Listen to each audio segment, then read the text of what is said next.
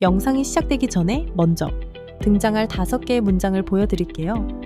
빈칸에 들어갈 표현을 유추해보세요. 단어 하나하나를 직역하지 않고 전체 의미에 맞게 의역하고자 노력합니다. 그게 바로 영어식 사고의 출발이에요. 그럼 시작해볼까요? It comes with this significant catch.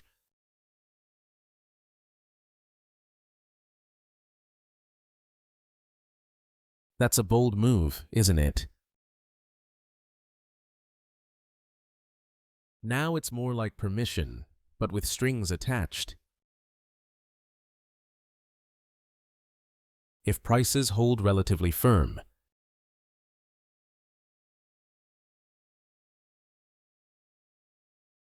they still generally lag on performance. Okay, let's unpack this. We're diving into something, well, truly significant unfolding. It's right at that intersection of tech, global trade, and national security. Absolutely. A really complex junction. We're talking about the recent green light, pretty controversial actually for U.S. tech giants, Nvidia and AMD. They can restart some AI chip sales to China. That alone was big news. But here's the real kicker, the surprising twist that sort of caught everyone off guard. Yep. It comes with this significant catch. A 15% revenue licensing fee. Yeah. They're explicitly calling it a toll road for market access. I mean, that's a bold move, isn't it? Indeed. Yeah. What's truly fascinating here, is how this isn't just about sales figures. It feels like a major policy shift. A new approach. Exactly. A novel approach to managing strategic technology. Oh. So our mission for this deep dive is really to understand the implications of this toll road. Right. What does it mean? Right. For the companies, for governments around the world, and maybe even for the future of how critical tech is traded globally. That's a critical point.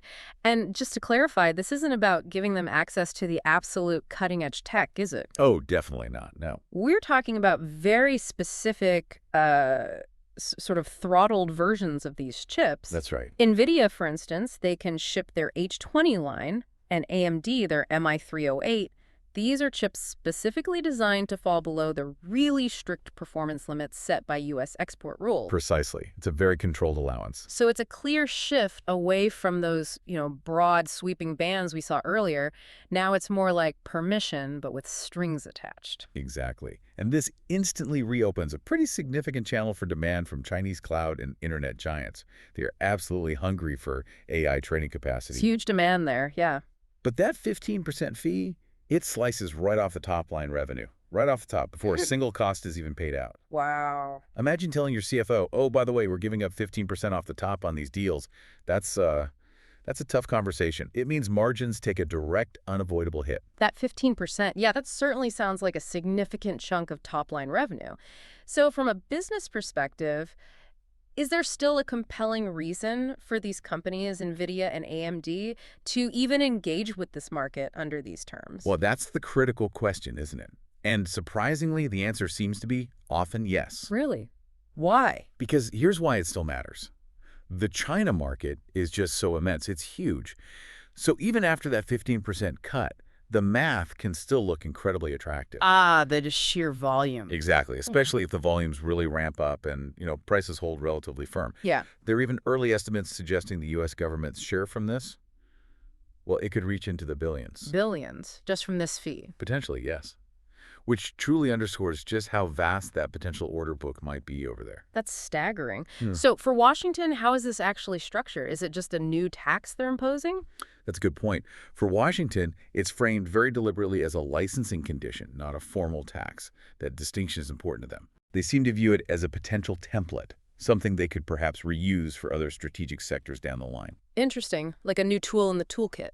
Kind of. The idea seems to be allow not to advance tech out the door, collect some revenue from it, and crucially, maintain this persistent lever over future sales. A lever of control. Precisely. Now, the U.S. has used export controls for a long time, obviously, but tying them directly to a revenue-sharing structure like this, that feels like an unusually explicit strategy. Definitely a new twist. And it's a twist that could provoke both copycats and, well, significant pushback abroad.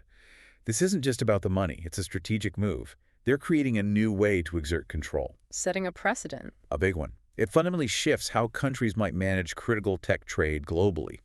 Imagine if every nation starts eyeing this cold booth model for their key industries. It could really reshape the whole architecture of international tech policy. That broader implication is truly fascinating. So, switching gears a bit, what's China's reaction? How are they taking this new toll road they're effectively being asked to pay? Well, predictable perhaps.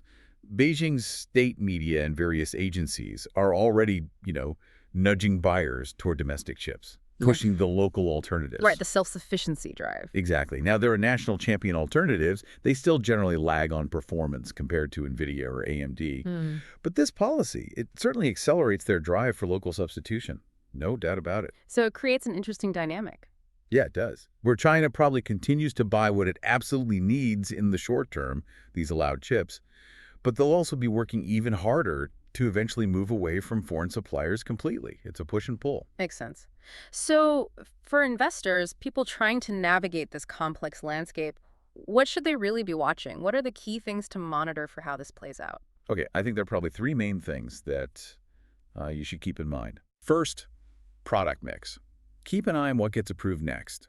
If slightly better, maybe next-gen downgraded chips get permitted in the future, then the average selling prices could stay high, even with that toll. That would soften the margin impact somewhat. Got it. Product evolution. Second, compliance risk. This is crucial. Licenses can be tightened, they can be paused, or even just revoked at any time. Right. It's not guaranteed forever. Not at all. Yeah. It could turn what looks like a steady revenue stream into a real whipsaw, a sudden unpredictable reversal. That could drastically hit a company's financials almost overnight.